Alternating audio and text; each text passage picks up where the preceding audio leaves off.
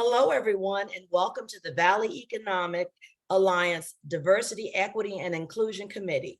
I am Carmen Bowen, and I am one of the co-chairs of the DEI committee. Welcome, and thank you so much for taking time out of your busy day to join us. We have a wonderful action-packed agenda today, and we will get started with our program. And our illustrious leader, Sonia Blake, President and CEO of the Alliance, will conduct the self-introductions. Take it away, Sonia. Wow, thank you, Carmen. So blessed to be with all of you today. As Carmen said, I am President and CEO of the Valley Economic Alliance, and I am thrilled to be here with you. The Alliance has been serving the Valley region for almost 30 years with business assistance, free business assistance for companies that are growing. And in the midst of the pandemic, we started several affinity groups to help companies of color, business owners of color, to start, grow, and thrive here in the Valley. Onyx, our African-American business hub, Adelante, our Latina business hub, and Elevate, our women's business hub. So I encourage everyone to learn about those, get to know those, join our Facebook groups. Maybe Erica, you can pop those links in the chat so we can let people know about those hubs and where to go to get more involved. So let's learn about who's here with us today. We are certainly going to have a great time getting to know one another. We're going to keep these very quick so we can get to our wonderful presenter. I do want to start with our representatives from our elected officials first, and welcome. Myrna, would you like to come off mute and say hello to our group here and introduce yourself? Hi everyone, my name is Myrna. I am the representative for Supervisor Lindsay Horvath. I'm coming from Council Member Bob Blumenfield's office, who's also online. I was doing economic development with the council member, and now I'm overseeing a lot of the regional issues, business issues, and the district. So thank you all for having me, and it's amazing to be here. Fantastic. Thanks for being with us, Myrna. Our regards to Supervisor Horvath, and thank you so much for your presence here. Feel free to put your contact info in the chat if you'd like people to be able to get in touch with you. In fact, I encourage everyone who's here with us to also put your contact info in the chat if you'd like to continue to network with folks that you meet here in the Zoom room. So our next representative of elected officials is Jill. Hello, Jill. Good morning and welcome. Thank you. Please come off mute and introduce yourself.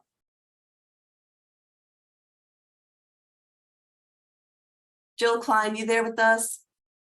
Jill Klein is from Council Member Bob Blumenfeld's office, Los Angeles City Council District number 3. And maybe when she's available, she can say a few words. So now let's go around. Sorry about that. I'm here. It wouldn't let me unmute for some reason, but we've got to figure it out. So sorry. My name is Jill Klein. I'm the Economic Development Deputy for Councilmember Blumenfield. We oversee most of the West Valley, including the communities of Canoga Park, Winnetka, Reseda, Tarzana, and Woodland Hills. I'll put my contact information in the chat. Happy to connect. Wonderful. Thank you, Jill. Always so glad for your being with us. Our regards to Councilmember Blumenfield. So I'm going to go in the order that I see the Zoom tiles here, and we're going to go very quickly, and we're just going to say name and company, and we'll just go through real quickly. So Warrior, welcome. Tell us about you. Okay, I had to take myself off mute. Yeah, my name is Warrior Richardson, and my company is Lare Animation Studio. Fantastic. Okay, great. Exciting entertainment. Mark Henderson. Good morning. So glad to be here. I'm a market director here in Glendale, California with Thrivent Financial Services Company. Awesome. And Matthew Tobin. Matt Tobin, would you like to come off mute and introduce? Yeah. Hi, Matthew Tobin with AmeriFactors. We are a financial services company. Okay, great. Good to meet you. And Thank you. Ajit, let's hear from you. Hey, good morning, everybody. Ajit Dodani from Empathify You. We're a learning and development organization bringing empathy to organizations. Welcome, Ajit. Joseph Corey. Hi, good morning, everyone. My name is Joseph Corey. I'm with a company called Zoom Business Advisors, and I'm here to learn more about DEI. Fantastic, welcome. And Keisha Washington, our board member, esteemed board member and vice chair of our executive committee. Good morning, everyone. I apologize. I was off because I was eating my breakfast in a rush. Keisha Washington, Director of Innovation and Strategic Partnerships at the Los Angeles Department of Water and Power. Wonderful, Keisha. Thank you for your leadership and support of the Alliance. And Madam Townsend.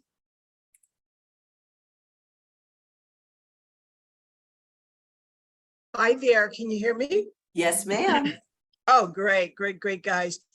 Madam Townsend, President and CEO of the Regional Cal Black Chamber of Commerce here in the San Fernando Valley, the oldest, largest Black chamber in the region. And I'm excited to be here. When we came here some 25 years ago, the Alliance was our first partner with Bruce, and I know Erica could attest to that. So I like to consider Sonia as one of our newbies. I know she's doing an amazing job over there, but yeah, Madam Townsend, Regional Cal Black Chamber of Commerce here, San Fernando Valley, serving over 35 cities for our small minority and women-owned businesses. Happy to be with you. Fantastic. So glad to see you here and to be partners. Absolutely. And another wonderful partner of ours and a friend, a longtime friend, Angela Gibson-Shaw. Welcome. Hi, Sonia, and good morning, everyone. I'm Angela Gibson-Shaw, President of the Greater Los Angeles African American Chamber of Commerce, better known as GLAC. Welcome. Wonderful. Glad to see you. And we have Chanel also with us from GLAC. Hello, Chanel. Want to say hi? Good morning, Sonia. Chanel Frampton, Director of Programs at GLAC. Terrific. Another fantastic organization. Marlene, would you like to introduce yourself and AALO? Yes, hi, good morning. Hi, Sonia. Good morning, everyone. Marlene Roulette with ALO, which is African American Leadership Organization, nonprofit, about 14 years old, advocating for African American families and children here in the San Fernando Valley and beyond. Thank you. Wonderful. Welcome, welcome. Dr. Jai-Oni Dane, please. Hi, good morning, everyone. My name is Jai-Oni Dane. I'm representing Canine Youth Alliance, a nonprofit that works with youth and shelter dogs from LA Animal Services, and professor at Pepperdine. Wonderful. Welcome. Great to have you with us. Grace Park. Hi, everyone. My name is Grace Park. I'm part of New Leap. We build leadership and workforce programs, and I guest lecture at USC on leadership DIB. Thank you. Welcome, Grace. Now, folks who are not on video, I'm not sure if you want to introduce yourselves or not, but I'll mention your names quickly in case you'd like to introduce yourself. Kevin Harbour, welcome from BizFed. Introduce yourself. Good morning. My name is Kevin Harbour. I'm the president of BizFed Institute. Excited and looking forward to today's conversation. Thank you so much for being with us today, Kevin, and all your great work. And FACCGLA's Otter Pilot, who would like to introduce yourself from the Filipino Chamber? Okay, and anyone else who would like to introduce yourself, please come on to video. Lily, hi Lily, if you would, please. Hey, everybody. Thank you. I was eating, but I'm done now. Lily Rocha. I am the CEO/executive director of the Latino Restaurant Association. Thank you so much. So excited to be back. I love this group. It's always amazing. Thank you. Gosh, thank you, Lily. Such a great partner. We're really glad to see you. From Black Women's Network, Shawn, Lare, are you able to come off mute and say hi? I can certainly come off mute. I cannot come off onto the camera. I am still lying in bed. I am recovering from a week, not video ready, recovering from a week in a different time zone. So I am Shawn Lare Brinkley. I'm the president of the Black Women's Network, which is a Black business women and professional organization that provides training and resources for Black women and those who support them. My personal business is I'm a therapist, a licensed marriage family therapist in private practice in Encino, And I have Living Loved Pathways to Holistic Healing is my therapy practice. My coaching practice is Living Loved Coaching. And I recently started a nonprofit in honor of my late husband. And it is the William Joseph Brinkley Center for Cultural Affirmation, where we provide mental health, wellness, overall wellness, and programming to affirm people of color. So thank you, Sonia. It's always great to see you, and I'm excited to be here this morning. Thanks, Shawn, Lare. Appreciate you. Glad you're here. And John Gutierrez from our partners, SoCal Growth Partners. Good morning, everyone, and thank you for this opportunity to participate in this. My name is John Gutierrez. I'm the Executive Director of SoCal Corporate Growth Partner. We're a public benefit corporation providing business, education, and technical assistance to disadvantaged businesses. Thank you. Thank you so much, John. We look forward to working together more in the coming year. We have some great things to work on together. Thanks Absolutely. for being with us. Awesome. And my friend, Ruth Garcia Corrales, would you like to introduce yourself?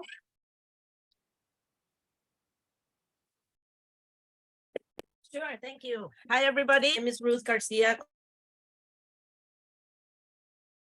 And can you tell us your organization? Sonia, thank you so much for, can you hear me? Yes, sorry, you cut out for a second there. We heard your name and we didn't hear anything else. Oh, okay. I'm the director is the County of Los Angeles, but we're in the Valley, in San Fernando Valley. We're an SBA program and we provide support for small business grow and expand their businesses. So happy to be here, Sonia, and thank you for inviting us. Wonderful, Ruth. Now, I think the organization cut out. You're with New, right? New Economics for Women. Still, you're talking about? Okay, we're having some audio trouble, but Ruth is with a great group called New Economics for Women. Al Malay, hello, Al. If you want to introduce yourself? Thank you, Sonia. Yes, name is Alberico Mealy. I am the current president of the AIA in San Fernando Valley. That's an architectural organization, if you don't already know. And I'm happy to be here and participating in this call and teaming up with some of you, hopefully in the future. Terrific. Welcome, Al. Good to see you. Aman Singh, did you want to say hi? Okay, welcome to Aman. Albert Carroll. Hi, I'm Albert Carroll. I'm VP of Real Estate with Economic Resources Corporation. We're a nonprofit economic development company specializing in real estate. Fantastic. Great. Welcome, Al. So glad you're here. Say hi to Sam Hughes for us. Definitely will. And Venice. Venice, welcome. Would you like to say hi? I just put my information in the chat box. All right, welcome. I'm sorry, I was handling some business here at the apartment. I think, can you see me? Yes. I do, okay. That's amazing. Just put my info in the chat box. I'm here for my sister, who is a founder owner of her business, so. Great, we'll have great information for you. Welcome. Kenya Marquez. Hello, good morning, everyone. My name is Kenya. I'm here on behalf of the City of San Fernando's Housing Division. Welcome. And I'm excited to be here. Thanks for being with us, Kenya. Kenya is a housing expert, among other things. So definitely you want to connect with her if you have an interest in housing, affordable housing, building housing. Thank you for being with us, Kenya. Gaurav Bhatt. Yes, hi, everyone. Sorry, I'm a little late here. I was just getting off another meeting. I'm joining from supplierdiversity.ai. We are an AI-based platform that creates resilient and diverse supply chains using, sort of diverse businesses, including veterans, women-owned, and ethnicity-owned businesses. Thank you. Welcome. Thank you. It's very great to hear about what you're working on, and we would love to get your contact info in the chat so people can learn more about that. I think we have everyone except for our co-chair Armida, whom I'd like to end with. Is anyone else not been introduced who wants to? Okay, then let's go to you, Armida, and then maybe Hi, good afternoon, everyone. Sorry, I was jumping from meeting to meeting. Welcome. Thank you for joining us to this exciting committee that we have. Sonia, thank you for opening it up and going through the introduction. I am the co-chair of this committee, work with my partner in crime, Carmen, who I love very much. And she does a fabulous job. So thank you, Carmen, for all your work. I'm also first vice chair of the Valley Economic Alliance, which is an honor for me to work very closely with Sonia, as well as Fred Gaines, who have done a fantastic job since they joined our organization. I'm also past chair of United Chambers of Commerce. And on my full-time job, I am the first vice president with Pacific Premier Bank. So again, thank you everyone for being here. Fantastic. Boy, we are so blessed to have two phenomenal co-chairs in Carmen and Armida, and just your vision and your leadership and your guidance and your passion for the work, diversity, inclusion, equity. It's really brought the Alliance to a whole higher level, and we're really, really grateful for that. We have a wonderful board member with us today that we'd like to just meet everyone and introduce our speaker at this time. And I want to just acknowledge Claudia Dunn-Martinez from UCLA Health, who has been with the Alliance for many years, providing a vision and guidance and leadership as a member of our board and as one of our esteemed investors, helping us to fund this important work. We've had amazing conversations about the nexus between health and economics, and how people can do well when they are feeling well, and there's a real connection there. So we're really, we really value our partnership and how we're able to advance the community and our economy with this partnership. So with that, I want to introduce Claudia Dunn-Martinez from UCLA Health to say a few words and introduce today's presenter. Thank you so much, Sonia, and thanks everyone. The space that the Valley Economic Alliance holds is amazing for almost everything. And we're so proud to be part of it, and in every way, shape, and form, particularly in the space of health equity, diversity, and inclusion, which is a key part of UCLA Health's expansion into the community and the community practices. As you know, we have almost well over 260 ambulatory practices out in the community, and that's to bring healthcare, solid, good, research-based, top-notch healthcare out of Westwood and into the communities, all the way up to Santa Barbara, San Luis Obispo, into Orange County, all throughout the San Fernando Valley, and everywhere in between, with just about everything. Our focus on health equity and diversity and inclusion is about redefining who we are and how we care for each other, our patients, and our communities. And by transforming our policies, our procedures, and standard operations, UCLA Health is committed to upholding the principles of equity, diversity, inclusion, anti-racism, and justice. We do have strategic objectives in that space, and we believe that it's an essential principle that has to be incorporated into every part of our organization and in healthcare. We're equity focused, and we are taking steps and moving very quickly to build new structures and practices to promote anti-racism, inclusive excellence, and equity for our people, improve the clinical experience of our patients through accessibility, cultural humility, and affirming care, and then investing in our communities through education, service, and advocacy. We have a huge homelessness initiative, LGBTQ, gender equity, a number of connections with the community and with healthcare, which Sonia referenced, which is so very important. And we're just so glad to be here again. With that little commercial, I will step over to introducing our esteemed speaker today. Dr. Boris Ricks is a professor with Cal State CSUN at Cal State Northridge. He's an associate professor in the Political Science Department, and he's the co-director of their Center for Southern California Studies at Cal State Northridge.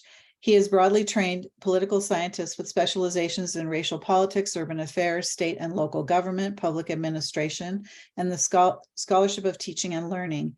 He draws upon a multidisciplinary approach to the investigation and intersection of racial and ethnic politics, disparities and inequality research, political incorporation, public policy.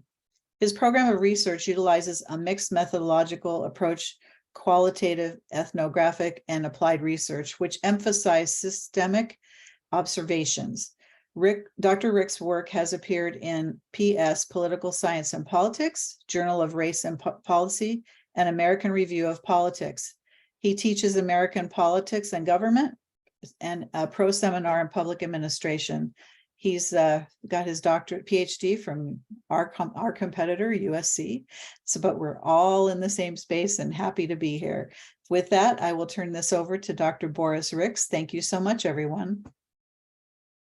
Thank you. Thank you for having me. I would like to first of all thank the invitation that I received to present to you regarding diversity, equity, and inclusion. I also would like to just thank the Valley Economic Alliance for the good work that they're doing to level the playing field, ensure that there are economic opportunities for everyone, both businesses as well as patrons. So certainly want to do that. Now let me provide for you my disclaimer. You will have a PowerPoint presentation that I will forward. I just came off of vacation, and so the PowerPoint presentation that I'm going to be providing today is in edit mode. So if you know us anal academics, we like things to be as close to perfect as possible before we send it out.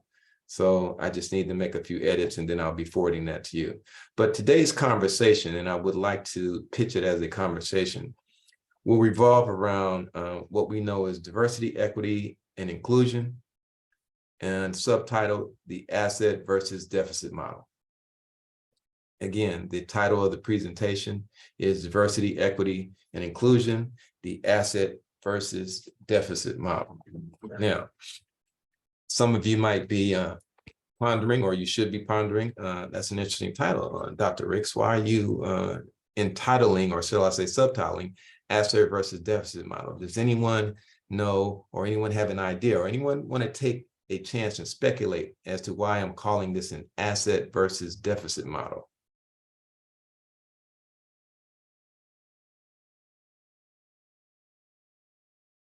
Okay, since all of you have raised your hand, I don't want anyone to fight. I'll just tell you the reason we're calling it an asset versus a deficit model.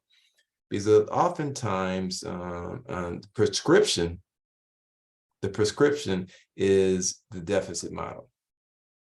The prescription, that's things that is perceived as a deficit. Oftentimes, folk of color, oftentimes women, oftentimes folk who practice alternative lifestyles, et cetera, oftentimes looked upon as not subscribing to the norm, and as a result are deficits. So we want to move. We want to move beyond that notion, and we want to be what we call as inclusive and as equity-minded as we possibly can.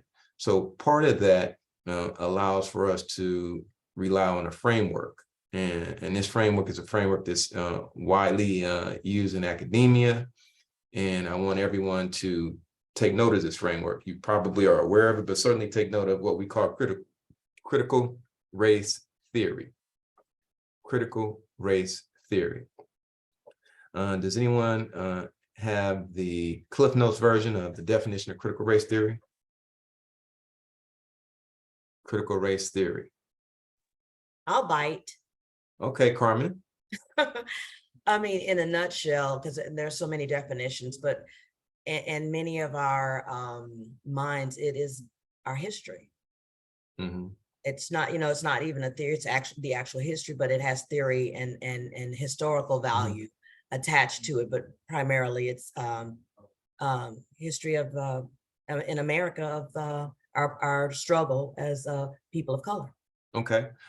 Well, let me just say this, for those taking notes, critical race theory is an academic framework that originated amongst legal scholars in the 1970s, and it helps to explain systemic racism and how it permeates American institutions. And one of the primary founders of this particular theory happens to be Kimberly Crenshaw. And Kimberly Williams Crenshaw is a outstanding scholar.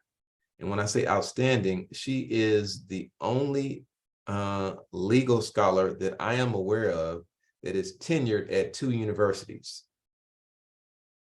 She is a tenured full professor in the law school at UCLA and a tenured university professor in the law school at the New York Law School. She's tenured in 2 universities, and she is a primary academic and scholarly opponent, along with some other colleagues, of this idea, this notion of critical race theory.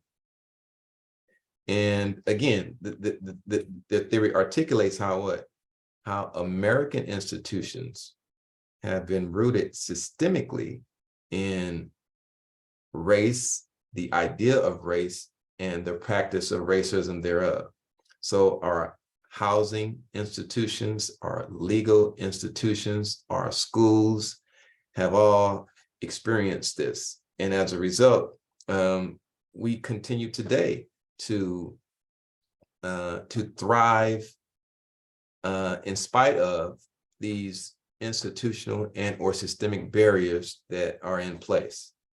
Now, it is important for us to, understand these institutional and systemic barriers because, they provide not only opportunities for engagement, but they also provide opportunities to be challenged legally, institutionally, and socially. So when we talk about, our institutions, we look at, education, we look at the workplace, and we look at, other institutions that do it, that are charged with providing a service. So being charged with providing this service and delivering this service, it becomes quite interesting as to the delivery of service is uneven. There are some communities that receive goods and services in an equitable and expeditious manner, and there's other communities that don't receive services in a proper time frame, in a proper and equitable manner. So these are some things that we look at. So some barriers to what we call excellence are institutional, and some are systemic. Now, let's just pause for a moment. Someone mentioned earlier that there, when I was listening to the introductions, I heard someone say something about our unhoused communities and the impact that our unhoused communities are having on the city of Los Angeles. It may, in fact, be the greatest challenge that the city of Los Angeles faces. And one of the things we do is when we look at the unhoused community and we extrapolate those who are unhoused by race, ethnicity, and gender, then we start to see something interesting. When we look at the breakdown by race, we see that there is 47%, almost 50% of our homeless, those who are unhoused are people of color, particularly a majority African-American, and we see a disproportionate number of women. Now, the challenge here is, or shall I say, what's most problematic is a number of these women happen to be mothers. So these women also have children who in some respects may be unhoused. And it's disproportionate. It's disproportionate by race. We can look at our unhoused communities. We look at our criminal justice systems. We look at legal jurisprudence. And as it relates to legal jurisprudence, if we look at the data suggests that sentencing, arrest, and et cetera, disproportionately impact Black and Brown communities versus other communities. So you all are probably aware of a lot of this data that I'm referencing and mentioning, but these combine what we call systemic and or institutional racism. And as a result, it is our charge as leaders of organizations that the primary mission is to provide economic opportunities for our constituents. One of the charges that we would like to have is we would like to have an opportunity to ensure that everyone has what? An equal and fair opportunity, equal and fair access to public education, public housing, and et cetera. And so one of the things we want to ask ourselves is, how did we get to this housing disparities, home ownership disparities? How did we get here? How did race and or ethnicity become such an economic dividing line in Los Angeles, elsewhere? Not only an economic dividing line, but a dividing line in the criminal justice system, a dividing line in the delivery of goods and services. Most of you all, someone mentioned the city of Los Angeles. If we look at the delivery of goods and services and we look at the survey data, there's some parts of the city, particularly council districts 8, 9, and 10, council districts in South Los Angeles, who have a different response to the delivery of goods and services versus other council districts. 14, 15, and et cetera. So these are some things we want to wrestle with, we want to grapple with. And we look at the population and the makeup of those districts, and we see that the population and makeup of those districts are primarily African-American, primarily Latino, primarily people of color. So does the city of Los Angeles provide uneven services? That's a question. That is a research question. Does the city of Los Angeles provide uneven services? Do certain communities get responses more expeditiously than other communities? This is something we want to ask ourselves. Does the West Side receive services at a greater percentage than South Los Angeles? Does South Los Angeles receive services greater than East Los Angeles? Will these dynamics have come into play in such a way where they challenge our institutions? And they've challenged our institutions in such a way that our institutions are now cannibalizing one another, right? Our institutions are cannibalizing one another. What do I mean by that? Our city elected officials are challenging other city elected officials. City elected officials are challenging county elected officials. Fingers are being pointed because we have not been able to solve and or resolve our challenging issues as it relates to race, as it relates to equality, as it relates to the equitable distribution of goods and services. So we end up having fallout like we just recently had on our city council, where we had several members of the council who have talked, who have articulated that who have publicly articulated their feelings about racial and ethnic groups in the city, and the participation of racial and ethnic groups in the city, in governance, and et cetera. So now we're at a crossroads in the city of Los Angeles. We're in a crossroads at the city of Los Angeles. Now, this crossroads is important. I'm gonna give you 3 bullet points. The reason this crossroads is important is because, number one, as the second largest city in the country, it has arguably the most diverse city in the country, and a city of about 4 million people. However, we have 15 council districts. We have the largest council district representation, largest number of residents within a council district than any other city in the country. New York has 50 council seats. Chicago has over 30. Los Angeles has 15 council seats, 4 million people. What is that? 275, almost 280 people per district. In these districts, 3 of the 15 council seats are represented by African Americans. So what that essentially means, 3 out of 15, that means 20% of the city is represented by African Americans. However, African Americans only make up 11% of the population in the city. So the question becomes, are African Americans overrepresented? Or when African Americans represent African Americans, they do a great job of representing everyone as well. When African American elected officials represent African American communities, they're also inclusive enough to represent other communities of color as well. These are some of the questions we're going to be wrestling with. These are some of the questions we're going to be challenged with. This is the primary crux of what's happening right now in city government. And trust me, if it impacts local government, if local government has to redress representation as it relates to race, then of course, sooner or later, the county is going to have to redress representation as it relates to race. County government, right? Okay, we talked about city government, right? We talked about 15 districts in the city of Los Angeles, 15 districts for a city of 4 million people. Now let's look at the county. Our county has how many representatives?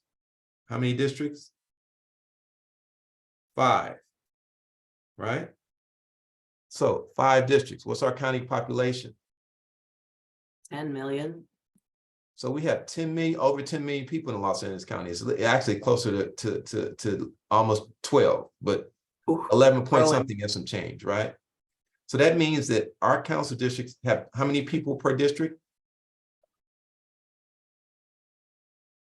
That means of our 5 county districts, each of them represents what? 2 million people. We have congressional representatives, people that don't represent 2 million people. Our county government is larger than some state governments in terms of the district representation, right? So here's my question to you. In the work that you do, in the constituents that you interact with, do you believe it's possible for 2 million people to be represented by one person? Imagine the resources that requires. Imagine the staff that requires. Wouldn't it be more efficient? Wouldn't it be more effective just to increase the size of the county board of supervisors? To move from that number 5 to another number so that we can ensure that what? People of color, poor people, people who are impoverished, the unhoused, and et cetera, have what? Better representation? Would that keep things from falling through the cracks? Would that make our delivery of county services more efficient? Would MTA operate better? By the way, MTA is an intergovernmental organization because it crosses what? Multiple cities and counties. But what we're essentially talking about, people, is race, ethnicity, and the intersection of local government and the impact of delivering goods and services when we have what? Diverse populations. The roles that you all play in the organizations that you represent diverse constituencies, you represent you represent populations that require goods and services. You all do an excellent job of providing those goods and services. But we need to have a conversation now on how we can what?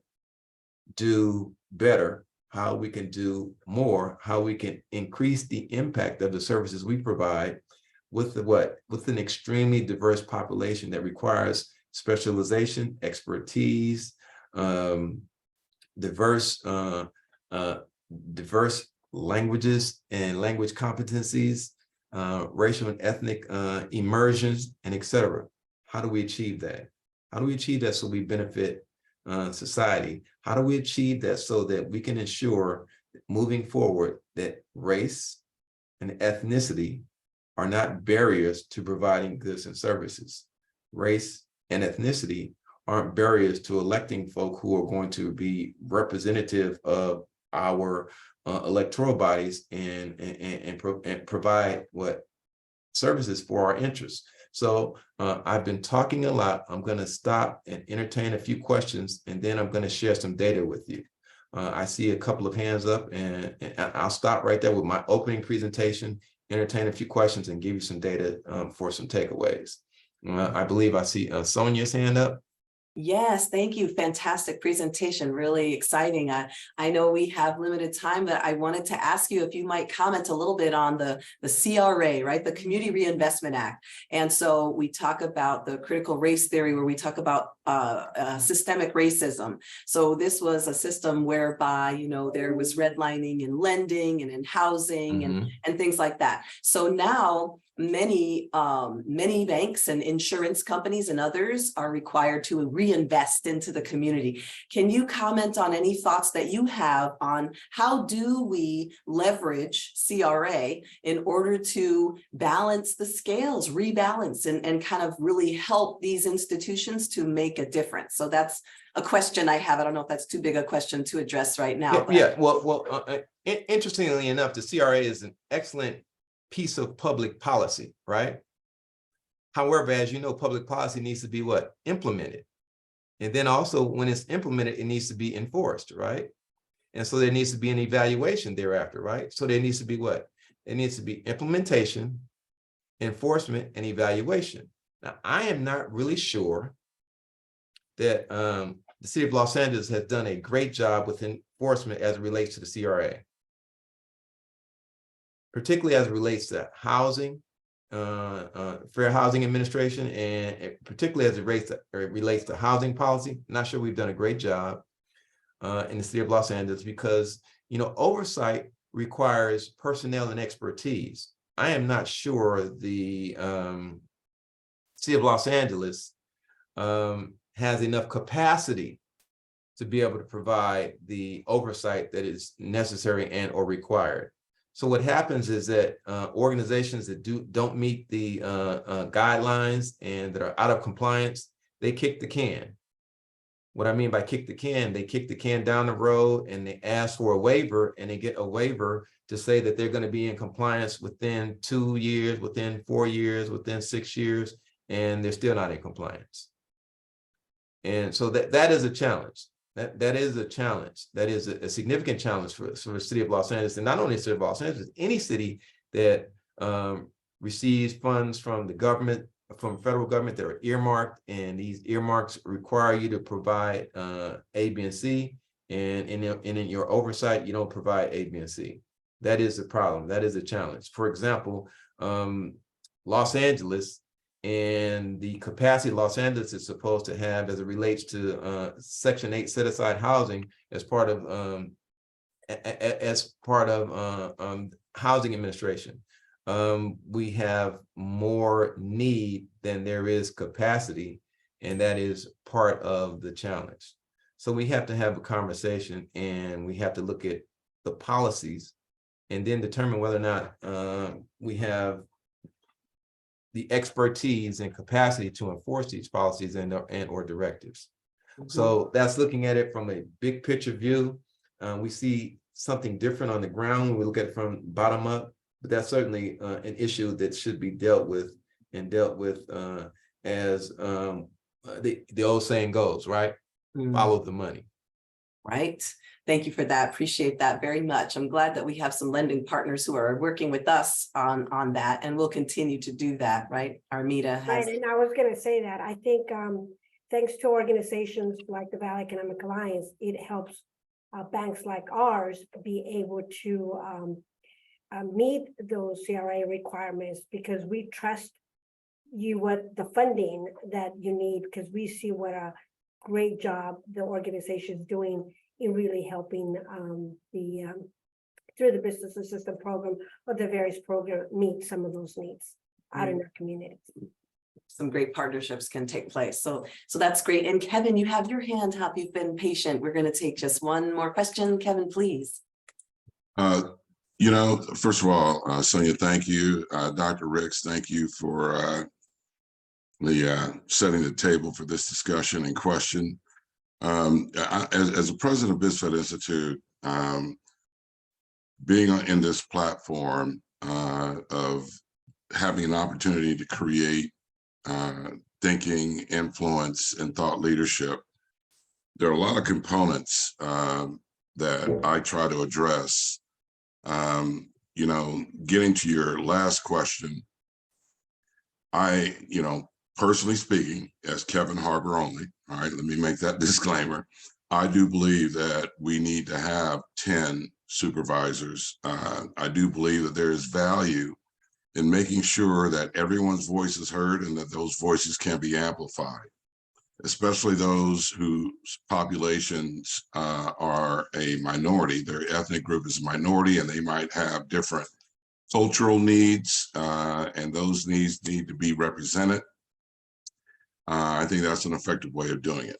Secondly, in terms of critical race theory, and the systemic institutions, that are in place right now, the work that we've been doing for the last 4 years since I've been president in housing, right? The disparity in housing, the homeless, getting them housed in transitional housing, also working toward driving down the costs of entry-level real estate ownership to close the wealth gap. We brought in some organizations like Solar Impact. They're building units at $250,000. Some of you guys might know of that organization. SDS Capital building units at $220,000 to $250,000 a unit when everybody else is $500,000 to $800,000 a unit. And Dignity Moves specializing in transitional housing. All these organizations from our housing forum, in my 15-20 minute fireside chat with the mayor, they're working with the city of LA with Deputy Mayor Jenna Hornstock and trying to close this gap and trying to get this inventory up. Another thing I want to point out that we don't think about is water resiliency, and how when Black and brown communities live in the oldest parts of the city, trying to make sure that that infrastructure is replaced to prevent brown water, contaminated water. But also there are a lot of jobs. Water industry pays big time. So workforce development and bringing that, making sure that people in those communities are aware of those opportunities. And then broadband access. We heard the Delete the Divide. LA County and Selwyn Hollins, who's currently the director of LA County Internal Services Department, is leading a charge to make sure that we have the bandwidth and the latest technology, because a lot of those decisions in the past was based on return on investment and the critical mass of those communities being able to afford, the upgrades. And so we've been working and had great success in closing and helping to close the digital divide. So all that, I make these statements just to say, I challenge everyone to use the platforms they're in, even though they might not be in CBOs, but as a nonprofit, it might not be in a ethnic organization. We can all make a difference in our own way. Doing good is good business. And I've taken it upon myself as my mission to help people understand that if we can rise the boats in part of the harbor, the whole harbor, all the boats in the harbor will rise. So I'll leave it at that. But thank you all again. I just wanted to just make those comments. Thank you so much. And you heard it from Mr. Harbor himself. And that's so great. Thank you so much. Appreciate the comments and the insights. And thank you, Dr. Boris Ricks, for your amazing insights to really help us to think deeply about these really important topics. Since we're coming up on the close of our session, I want to just ask Carmen or Armida, did you have any other closing comments about the presentation or anything that's been said so far before we move on to the rest of the committee business? No, if I may, Sonia, if I could just make one comment. Oh, certainly, of course, you were going to say some more. Yes, please. Right. I just wanted to say this. And the reason, and this is really important, the reason that I titled this piece, the deficit versus asset approach, right? And that's really, really important, because we oftentimes tend to look at things from the perspective of a deficit. Communities, defining our community, or the press defines our communities in negative terms and or et cetera. But what Kevin Harbor just did is he put things in a positive perspective. So he looked at it from an asset perspective versus a deficit perspective. I would just encourage us as we move forward to look at things from that asset model approach, accentuating the positive, identifying, talking more about solutions than problems, right? Being able to build self-esteem in and amongst our communities and those who are doing the work, right? So it's really important, because what you all may or may not be aware of is the community is looking to this mosaic of folk I see here is looking to this mosaic of folk for help, for assistance, right? So we cannot in any way, shape, form, or fashion subscribe to deficits. We cannot in any way, shape, form, or fashion. We must articulate and implement the asset and asset models that are what? Strengths and not weaknesses, positives and not negatives, self-esteem and not taking away from the good work that we've done, right? I think Kevin Harbor mentioned that a rising tide lifts all boats. So I just wanted to make sure we make that note, right? So we don't have problems, we have issues. We don't have problems, we have issues, right? So shifting from deficit to asset. I'll stop right there. Thank you. Thank you so much, Dr. Ricks. I knew that you would be phenomenal with presenting this group with some insight on diversity, equity, and inclusion. And certainly it's hitting home for us in the Los Angeles County area. Thank you so much. And I'm really grateful to see so many business leaders and influential people within the community of color. Thank you for attending this, and I hope to see you here in the future so that we can continue with learning and growing, but also utilizing the information that Dr. Ricks has provided and others to present to our city and county to help improve the issues that are in our midst right now. So thank you again, and that's what I had to say, Sonia. Fantastic. And Armida, anything to share for a minute? Well, no, I think ditto to what Carmen's saying. And again, I really like the focusing on the asset portion. We know not everything's perfect, but working on it with a positive attitude and making a difference. I think it really focusing the energy that route can take us a long way. So great job. Beautiful. Thank you, Dr. Ricks, and everyone. Really appreciate it. I'm going to share my screen real quick, and we'll just have a couple of announcements for anyone who would like to be a part of the committee. Please let us know. You can do that by putting that in the chat. We always will welcome you as a guest, but for the actual committee to do the work in between meetings, we do have committees who participate in that way, members who participate in that way. I just want to call everyone's attention to the strategic partners that we have at this time working with our DEI committee. And if you see organizations here that you represent or you have a contact to that are not listed here, then definitely please put that in the chat. You could direct mail me so that we can get them involved and actively engaged with us. We do a great deal of outreach to get people enrolled in our free business assistance program. And that's one of the ways the Alliance is really closing the wealth gap by connecting resources to business owners of color and helping them to access capital, networks, relationships that can help them really start and grow in the Valley.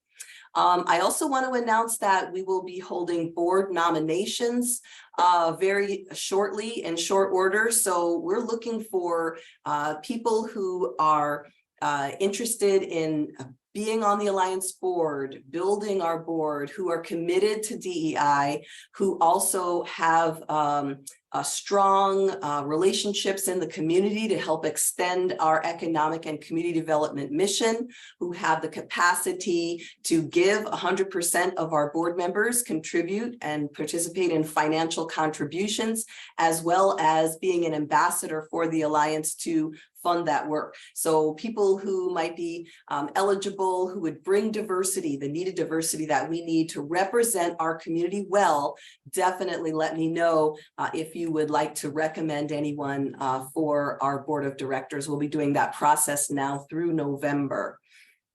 And then finally, I want to put in the chat a wonderful effort that's happening with the LA Economic Development Corporation. They have received a grant, and I'll share my screen and show this to you in our last minute here, the Community Economic Resilience Fund.